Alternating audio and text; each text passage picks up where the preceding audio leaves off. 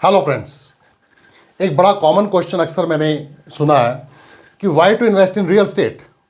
Yes, इसके पीछे बहुत सारे कारण हैं। मैं बड़े बेसिक कारण कुछ बताने जा रहा हूँ।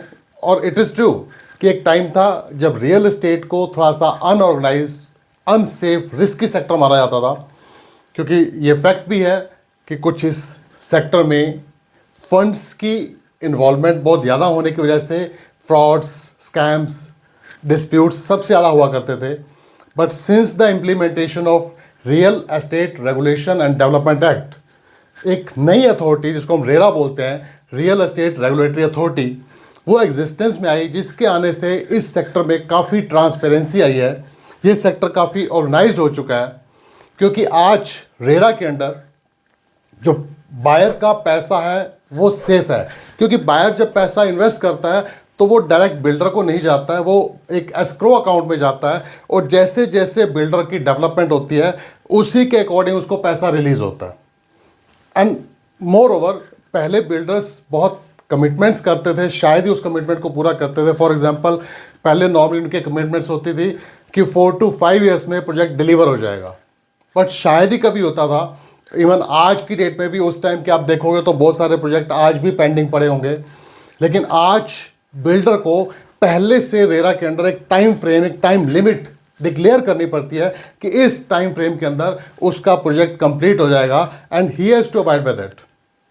और मोर ओवर, कहीं ना कहीं पहले एक जब भी डिस्प्यूट होता था तो नॉर्मली हमारे पास एक ही प्रोसेस होता था, कोर्ट में जाना, और कोर्ट के प्रोसेस काफ़ी लेंथी होते हैं। तो नॉर्मली डिस्प्यूट्स डिस्पोजल में बहुत टाइम लगता था। लेकिन आज हमें रेरा एक सिंगल अथॉरिटी ऐसी है जहाँ हम डायरेक्ट कंप्लेंट कर सकते हैं, और आज हमारे डिस्प्यूट्स का डिस्पोजल बहुत फास्ट होता है। तो एक तरह से इस सेक्टर में काफ़ी ज़्यादा ऑर्गेनाइज्ड होने की वजह से एक ट्रांसपेरेंसी आई है। आज बायर सेफ है। सेकेंड थिंग इज, आज इंडिया की इकोनॉमिक ग्रोथ काफ़ी स्टेबल हो चुकी है। आज नॉर्मली और मैं कहूँ तो लोगों की इनकम का लेवल पहले से बहुत राइज हो चुका है, बहुत अच्छा हो चुका है।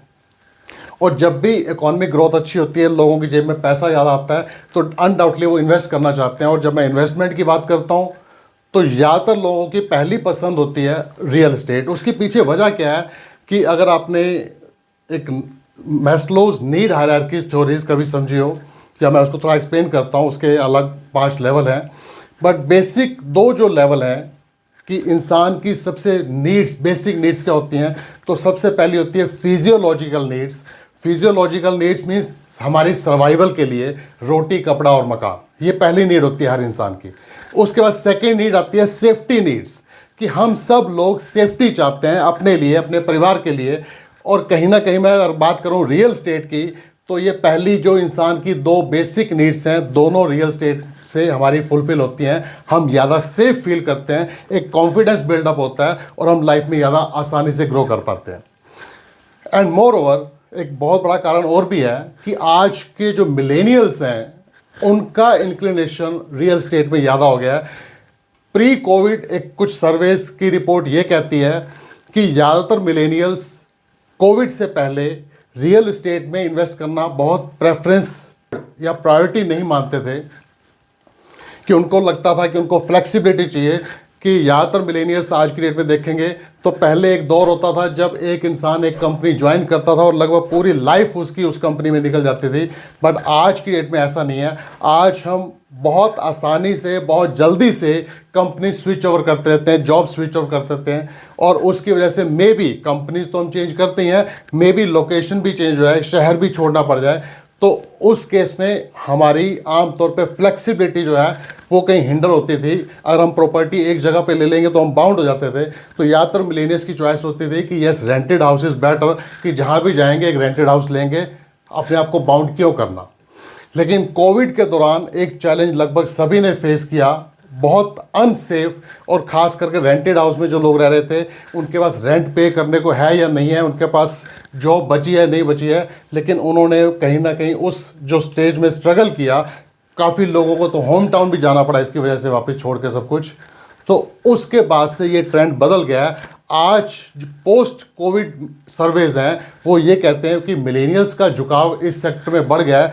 और मिलेनियल्स की कहीं ना कहीं आज अर्निंग कैपेसिटी बहुत अच्छी है, और वो अगर इस सेक्टर में इन्वॉल्व होते हैं, और उनकी मेजोरिटी भी बहुत ज़्यादा है आज की डेट में, तो इस सेक्टर में डिमांड बहुत बढ़ रही है। और जिस सेक्टर में डिमांड बढ़ेगी, हमारी इकोनॉमिक्स की थ्योरी क्या कहती है कि हर चीज़ का जो प्राइस होता है वो डिपेंड करता है डिमांड एंड सप्लाई के अकॉर्डिंग। डिमांड बढ़ेगी, रेट बढ़ेगा, सप्लाई कम होगी तो भी रेट बढ़ेगा। तो आज की डेट में सप्लाई मोर और लेस बढ़ तो रही है, बट डिमांड उससे भी ज़्यादा बढ़ रही है। तो नेचुरल सी बात है कि इस सेक्टर में रिटर्न ज़्यादा मिलेंगे, क्योंकि प्राइस बढ़ रहे हैं, प्राइस एस्केलेट हो रहे हैं, और हर इंसान अपने पैसे की रिटर्न तो चाहता ही है। अगर एंड यूज़र हैं तो हम चाहते हैं कम से कम प्राइस में हमें एक अच्छी प्रॉपर्टी मिल जाए, और अगर हम इन्वेस्टर हैं तो हम एक अच्छी रिटर्न चाहते हैं अपने पैसे पर। तो दोनों केस में अगर मैं कहूँ तो रियल स्टेट डेफिनेटली एक हमेशा से ल्यूक्रेटिव सेक्टर रहा है और आज भी बूम पे है।